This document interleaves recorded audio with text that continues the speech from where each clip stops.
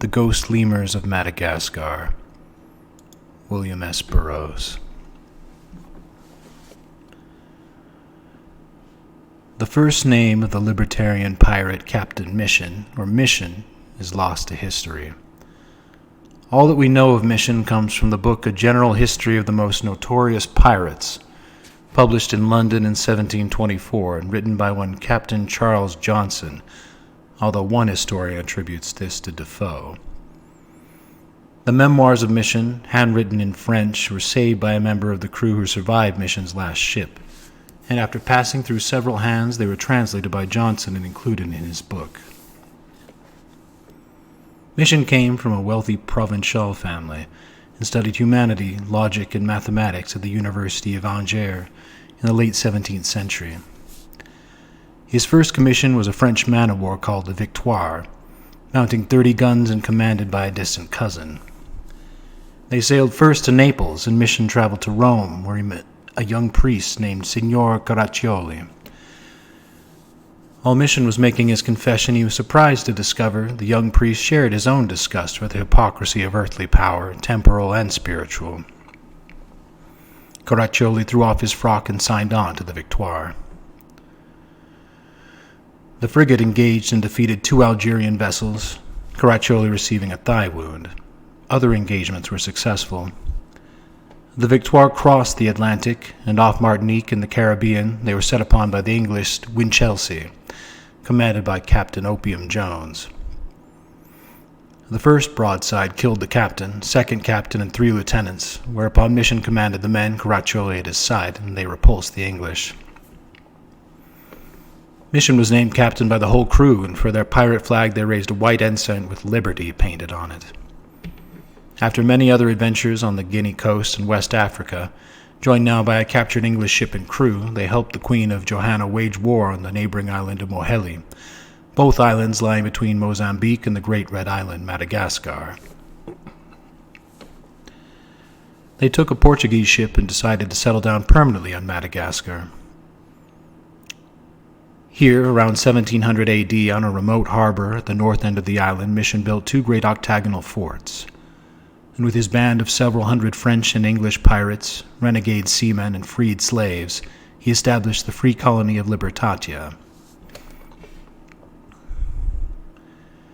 Together with his lieutenant Caraccioli and the converted English pirate Captain Thomas Tew, Mission formulated a set of articles by which the settlement might live in peaceful democracy.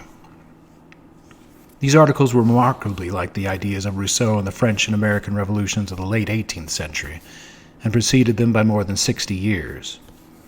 There would be no capital punishment, no slavery, no imprisonment for debt, no interference with religion or sexuality. Signor Caraccioli divided the men into groups of 10 called states, and the position of Lord Conservator was established, as well as an annual plenary meeting. This first meeting lasted 10 days. Tew was made admiral, Caraccioli Secretary of State, and Mission became His Supreme Excellence the Lord Conservator. On a cruise off southern Madagascar, Captain Tew and some English sailors he had recruited were marooned when they drank rum punch too late on the last night as the tide rose and carried the noble Victoire out to sea, where she cracked up on the rocks. The crew was lost, and Tew pitched a makeshift camp where he would wait to be rescued. The word lemur means ghost in the native language. There were taboos against killing them, and Mission had imposed an article that prohibited the killing of ghosts on penalty of expulsion from the settlement. If any crime deserved the death penalty, also prohibited under the articles, then this was that crime. He was seeking a different lemur species, described by a native informant as much bigger, like a calf or a little cow. "Where are the big ghosts?" The native gestured vaguely inland. "You must be careful of the evil lizard that changes its colors. If you fall under its spell, you too will change colors. You too will turn black with anger and green with fear and red with sex." "Well, what is so wrong about that? In a year you will die. The colors will devour your skin and flesh." "You were talking about a big ghost, bigger than a goat. Where are they?" "When you hear Chebahaka, man in the trees, then big one not there. Her cannot be where noise is." "Her? Her, He. For big ghost is the same. So him is where man in the trees isn't? No, he is when man in the trees is silent. This occurred at dawn and sunset. Captain Mission strapped on his double-barreled flintlock, which he kept loaded with shot charges, and thrust a short sword through his belt. He picked up his staff and walked out through the settlement, stopping here and there to talk to the settlers. They had found an excellent red clay for bricks and were constructing 2-story dwellings with second-story balconies supported by heavy hardwood pillars. These buildings had been joined to form a tier, with the dining and kitchen areas and the 2 downstairs rooms and the sleeping and dressing areas upstairs. The balconies were connected and were used for sleeping hammocks and pallets. These structures faced the sea, and steps led down to the bay, where a number of boats were moored. Mission was heading inland, up a steep path that leveled off at 500 feet above the sea. He stopped, leaning on his staff, and looked back. The steep climb had not touched his breath or brought sweat to his face. He saw the settlement, the freshly molded red bricks and thatch already timeless as houses in a fairyland. He could see the shadows under the pier, the lurking fish, the clear blue water of the bay, the rocks and foliage, all floating in a limpid, frameless painting. Silence descended like a shroud that would crumble to dust when he moved. Now a cat's paw of wind frisked across the bay and up through the ferns, bringing up to his face a breath of panic. Little ghost paws rippled up his spine, stirring the hairs at the nape of his neck, where the death center flares briefly when a mortal dies. Captain Mission did not fear panic, the sudden, intolerable knowing that everything is alive. He was himself an emissary of panic, of the knowledge that man fears above all else, the truth of his origin. It's so close. Just wipe away the words and look. He moved through giant ferns and creepers in a green shade, without need of his cutlass, and stopped on the edge of a clearing. A moment of arrested motion, then a bush, a stone, a log moved as a tribe of ring-tailed cat lemurs appeared, parading back and forth around one another, tails quivering above their heads. Then whisk, they were gone, drawing the space where they had been away with them. In the distance he could hear the cries of the sifaka lemur, the natives called chebahaka, man in the trees. With a quick motion he caught a grasshopper and knelt by a moss-covered log. A tiny face with round eyes and large trembling ears peered at him nervously. He held out the grasshopper, and the little mouse lemur fell upon it with chirping squeaks of delight, holding it in his tiny paws and nibbling quickly with his tiny needle teeth. Mission moved toward the sound, which was louder and louder. The Chebahakas saw him and let out a concerted shriek that pierced his eardrums. Suddenly the sound stopped, with an impact that threw him to the ground. He lay for some minutes in a half-faint, watching the gray shapes swing away through the trees. Slowly he rose to his feet, leaning on his staff. Before him stood an ancient stone structure, overgrown with creepers and green with moss. He stepped through an archway, stone slabs under his feet. A large snake of a glistening bright green glided down the steps leading to a basement room. Cautiously he descended to an underground room. At the far end an arch opened to admit the afternoon light, and he could see the stone walls and ceiling. At the end of the room was an animal that looked like a small gorilla or a chimpanzee. This surprised him, since he had been told there were no true monkeys on the island. The creature was motionless and black, as if formed out of darkness. He saw also a large pig creature of a light pink color lolling on its side against the wall to his right. Then, directly in front of him, he saw an animal that looked at first like a small deer. The animal came to his outstretched hand, and he saw that it had no horns. Its snout was long, and he glimpsed sharp teeth shaped like little scimitars. The long, thin legs ended in cable-like fingers. The ears were large, flaring forward, the eyes limpid amber in which the pupil floated like a glittering jewel, changing color with shifts of the light: obsidian, emerald, ruby, opal, amethyst, diamond. Slowly the animal raised one paw and touched his face, stirring memories of the ancient betrayal. Tears streaming down his face, he stroked the animal's head. He knew he must get back to the settlement before dark. There is always something a man must do in time. For the deer ghost, there was no time. Faster and faster downhill, tearing his clothing on rocks and thorny vines, by dusk he was back at the settlement. He knew at once that he was too late. that something was horribly wrong. No one would meet his eye. Then he saw Bradley Martin, standing over a dying lemur. Mission could see that the lemur had been shot through the body. He felt a concentration of rage like a hot red wave, but there was no reciprocal anger in Martin. "Why?" Mission choked out. "Stole my mango," Martin muttered indifferently. Mission's hand flew to the butt of his pistol. Martin laughed. "You would violate your own article, Captain?" "No, but I will remind you of Article 23. If two parties have a disagreement that cannot be settled, then the rule of the duel is applicable." "Aye, but I have the right to refuse your challenge, and I do." Martin was an indifferent swordsman and a poor pistol shot. "Then you must leave Libertatia this very night before the sun shall set. You have no more than an hour." Without a word, Martin turned away and walked off in the direction of his dwelling. Mission covered the dead lemur with a tarpaulin, intending to take the body into the jungle and bury it the following morning. In his quarters, Mission was suddenly overcome by a paralyzing fatigue.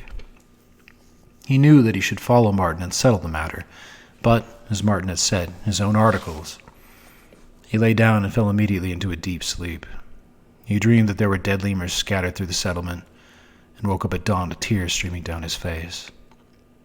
Mission dressed and went out to get the dead lemur. The lemur and the tarpaulin were both gone. With blinding clarity, he understood why Martin had shot the lemur and what he intended to do. He would go to the natives and say that the settlers were killing the lemurs, and that when he objected, they turned on him, and he had barely escaped with his life. Lemurs were sacred to the natives in the area, and there was the danger of bloody reprisal. In a pre-recorded and therefore totally predictable universe, the blackest sin is to tamper with the pre-recordings, which could result in altering the pre-recorded future. Captain Mission was guilty of this sin. He threatened to demonstrate for all to see that 300 souls can coexist in relative harmony with each other, their human neighbors, and the ecosphere of flora and fauna. Big Ben strikes the hour. In a muted, ghostly room, the custodians of the future convene. Keepers of the board books. Mektub, it is written. And they don't want it changed. If 300 men, then 3,000, 30,000. It could spread everywhere. It must be stopped now. Our man Martin is on target. He is quite reliable. A woman leans slightly forward. An arresting face of timeless beauty and evil, an evil that stops the breath like a deadly gas. The chairman covers his face with a handkerchief. She speaks in a cold, brittle voice, each word a chip of obsidian. "There is a more significant danger. I refer to Captain Mission's unwholesome concern with lemurs." The word slithers out of her mouth, writhing with hatred. Mission had smoked opium and hashish and had used the drug the Indians of the South Americas called yahe.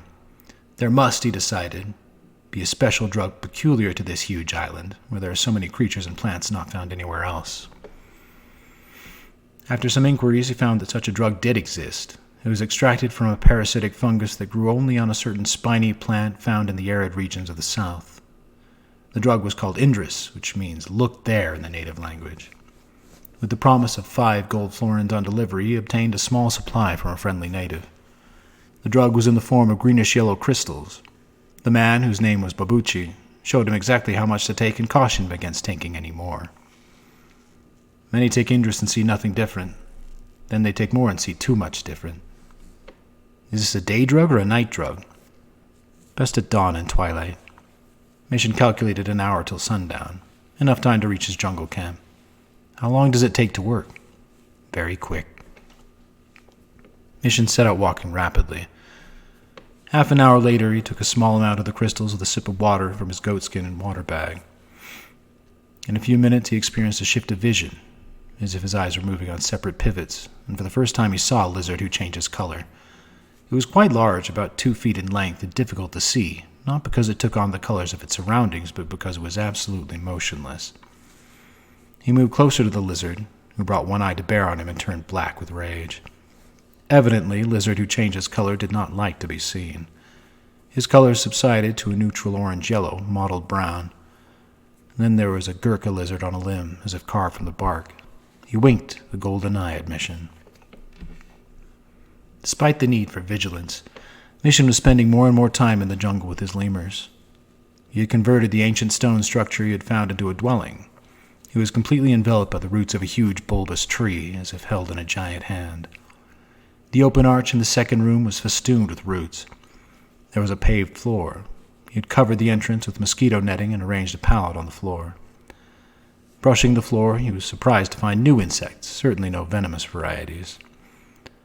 The stone steps were worn smooth, as if with the passage of many feet, perhaps not human feet. Who or what could have built this structure, and for what purpose? Since his first encounter, he had located a troop of larger lemurs. These lemurs were too big and heavy to be comfortable in arboreal conditions and lived mostly on the land in an area of grass and scrub where the forest thinned out a mile from his campsite.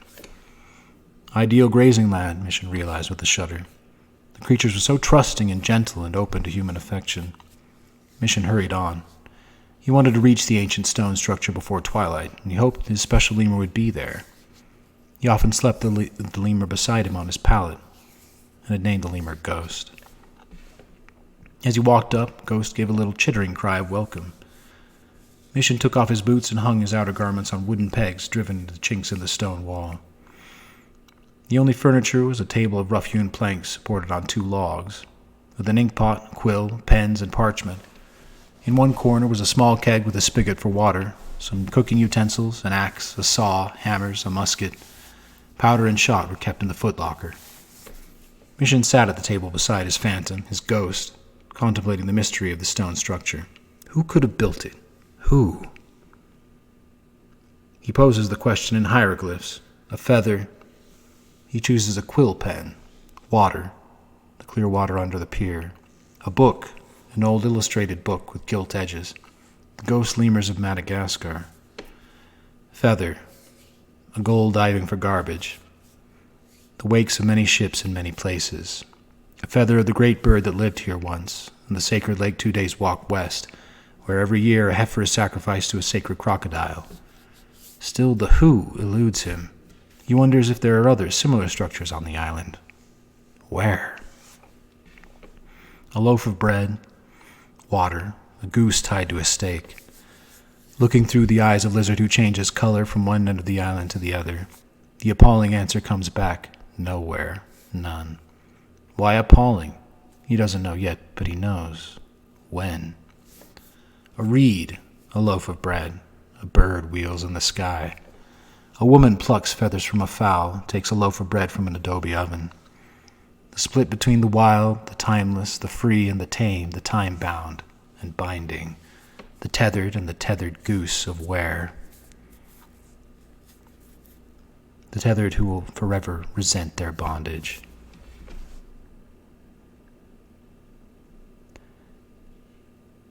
The structure was built at the one time it could have been built, before the split widened into an impassable chasm. The concept of a question is reed and water. The question mark fades into reeds and water. The question does not exist. Strange creatures are fitting stones together. He can't see them clearly, only their hands like gray ropes. He senses the immense difficulty of an unaccustomed task. The stones are too heavy for their hands and bodies.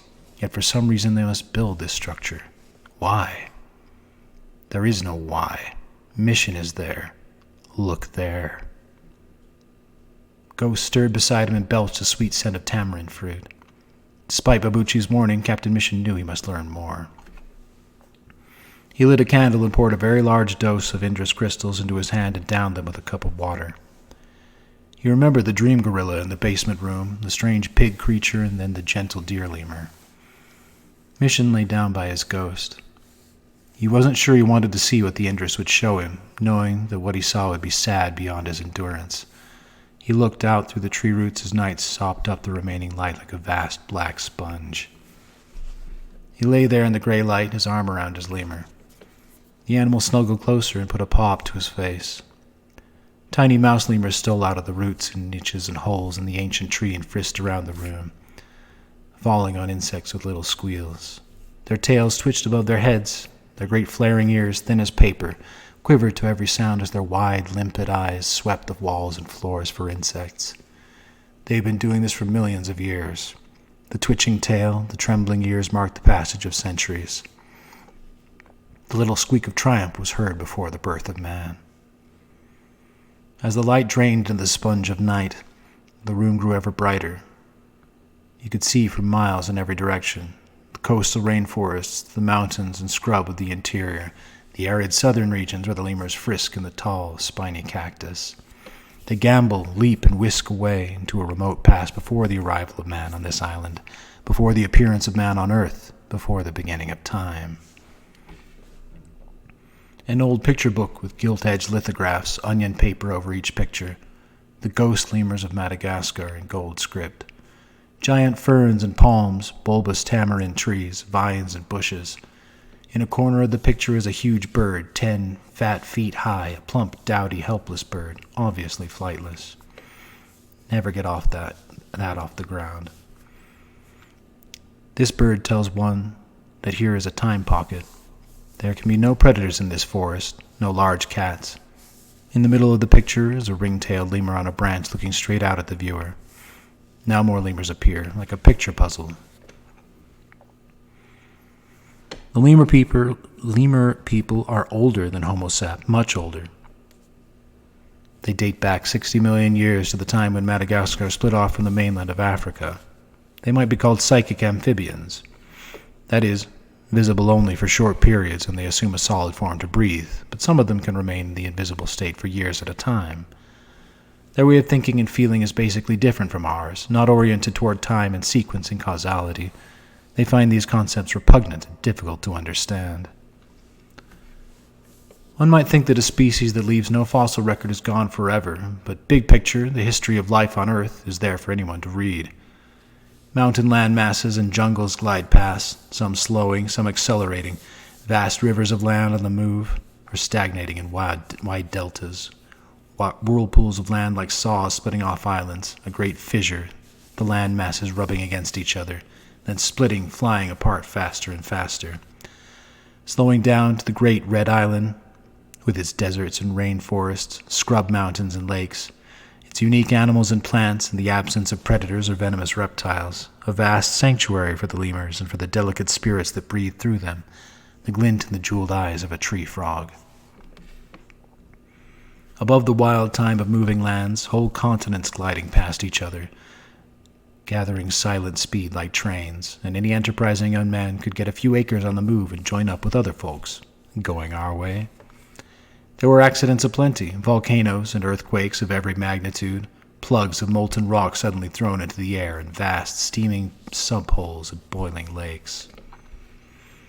When attached to Africa, Madagascar was the ultimate landmass, sticking out like a disorderly tumor, cut by a rift of future contours, a long rift like a vast indentation, like the cleft that divides the human body.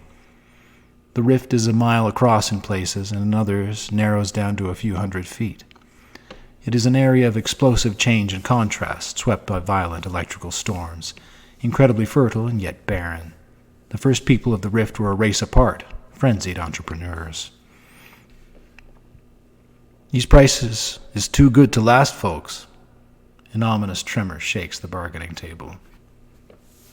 The people of the cleft, formulated by chaos and accelerated time, flashed through 60 million years to the split. Which side are you on? Too late to change now. Separated by a curtain of fire, like a vast festive ship launched by fireworks, the great Red Island moved majestically out to sea, leaving a gaping wound at the Earth's side, bleeding lava and spurting noxious gases. It has lain moored in enchanted calm for 60 million years. Time is a human affliction, not a human invention, but a prison. So what is the meaning of 60 million years without time?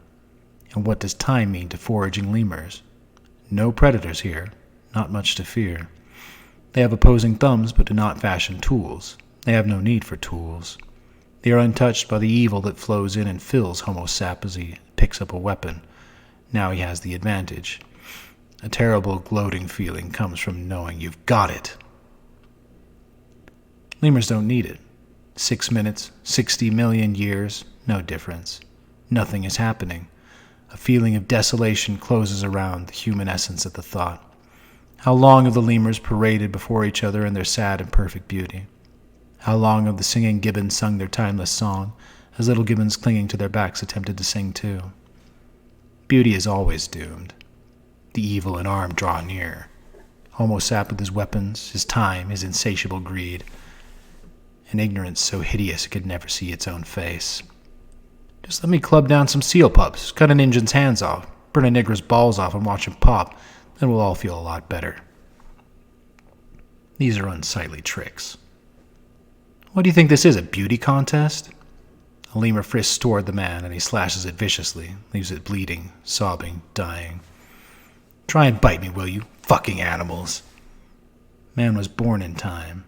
He lives and dies in time. Wherever he goes, he takes time with him and imposes time.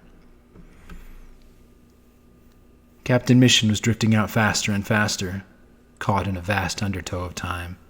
Out and under, and out, a voice repeated in his head. Erase the concept of a question from your mind.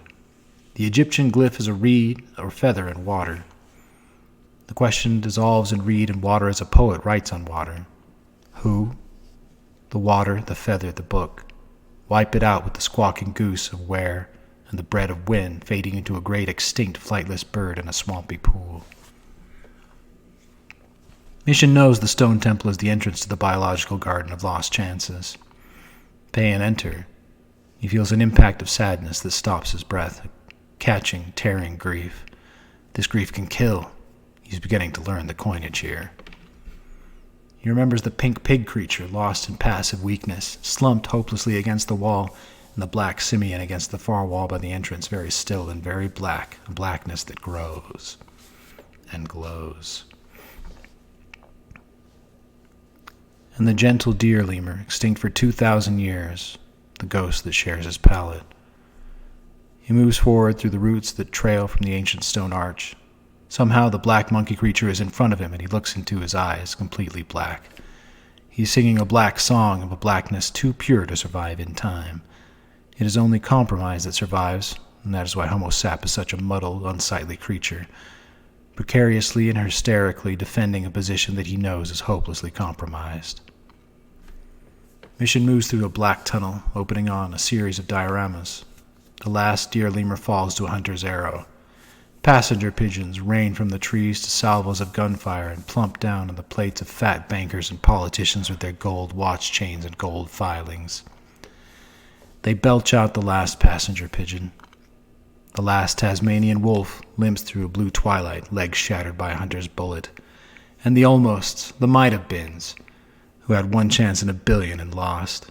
Seeing the planet as an organism, it is obvious who the enemies of the planet are. Their name is legend. They dominate and populate the planet. The deceived and the deceivers who are themselves deceived. Did Homo sap think other animals were just there for him to eat? Apparently. Bulldozers are destroying the rainforests. The cowering lemurs and the flying foxes, the singing Klaus gibbons, who produce the most beautiful and variegated music of any land animal, and the gliding Kaluga lemurs, who are helpless on the ground, all going to make way for more and more devalued human stock, with less and less of the wild spark, the priceless ingredient, energy into matter, a vast mudslide of soulless sludge. Doom and sadness hangs with the gray mist in these damp cages. It's there in every face, and any kid cracks up and starts screaming, "I can't stand it!" will get slapped by John Wayne. It's Zoo City here. Strange dream animals roam the ghost midways and sideshows. Margara slinks to the White Cat bar. Seen any black cats lately? Not lately, Whitey. They all got bleached out like you. Got the light inside, you might say, and they lit up with a pure white flame. Wasn't nothing I could do to prevent it. Margaris turns up the silvery light, the silvery white light, searing moonlight flooding in shredding flesh to silver film flakes. Let go and let it happen. Let yourself flake on out like snow till it's raining down behind you all your past life, breaking loose and raining down in chunks of malevolence and joy and fear and the pure killing purpose. Little scenes like soap bubbles bursting in air. Whose flag was still where? Everything is fading, falling to pieces behind you as you move and now ahead of you as well. Who are you? Who were you? Why? It has no reality. It leaves nothing behind save the observer. Observe the observer observed. As Indris can give eyes to see another reality, he can also, in the hands of a skilled sorcerer, impose tunnel vision in his native victims. A man appeared and said they were bad people and had to be killed, while Captain Two waited at his lonely, distant cove. In the dead of night, 2 huge bands of Malagasy natives swept down upon Libertatia and wiped out the colony. Lieutenant Caraccioli died in this attack, and Mission escaped with only 45 men and 2 sloops. In time, he found his way to Captain Two's remote harbor, and the 2 men decided to retire to America, where they were both unknown. In a great storm off Cape Infantes, Captain Mission's sloop was lost beneath the waves. Author's note. Now, in 1987, the lemurs of Madagascar are threatened with extinction. When humans first arrived on the island 1,500 years ago, there were some 40 species. Now only 22 remain, and all are considered endangered. In some parts of the island, the natives hunt the slow lemurs for their meat, although in other places they are protected by a taboo. The human population is growing rapidly and may reach 12 million by the year 2000, and the ongoing forestry and slash-and-burn agriculture have destroyed 90% of the forests, the lemurs' habitat. It is projected that the lemurs of Madagascar may be gone in 100 years, a legacy of 60 million years destroyed in our lifetimes. In an 8,300-acre forest near Durham, North Carolina, the Duke University Primate Center maintains a colony of more than 600 prosimians, mostly lemurs. This colony was started at Yale in 1958 and moved to Durham in 1968. When a ruffled lemur gave birth in that year, it was the first birth in captivity anywhere in 40 years. More than 300 lemurs have been born at the Primate Center since then. Director Elwyn L. Simons has established good relations with the Malagasy government and was able to bring 9 wild-caught sifakas to the Duke compound last year. The Duke University Primate Center needs financial support from concerned individuals. Write to DUPC, Duke University, Durham, North Carolina, 27706.